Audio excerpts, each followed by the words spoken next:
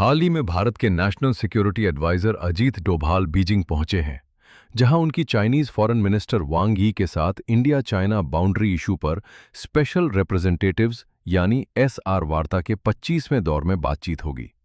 इस बैठक का सबसे बड़ा फोकस करीब 3,488 किलोमीटर लंबी एलएसी पर पीस एंड स्टेबिलिटी बनाए रखना और सीमा विवाद के समाधान की दिशा में आगे बढ़ना है।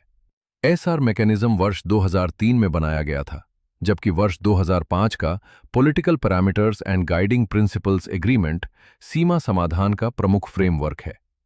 पिछली एसआर बैठक अगस्त 2025 में नई दिल्ली में हुई थी, जिसमें दोनों देशों ने 10 सूत्रीय कंसेंसस पर सहमति बनाई थी। इसमें बॉर्डर मैनेजमेंट बेहतर करने, अलग अलग सेक्टर्स में मिलिट्री लेवल मैकेनिज्म्स मजबूत करने और कुछ अपेक्षाकृत कम विवादित क्षेत्रों में early harvest of boundary delimitation की संभावना तलाशने की बात शामिल थी। इसका मतलब है कि पूरी सीमा का समाधान एक साथ करने के बजाय उन हिस्सों से शुरुआत की जा सकती है जहां मतभेद कम है।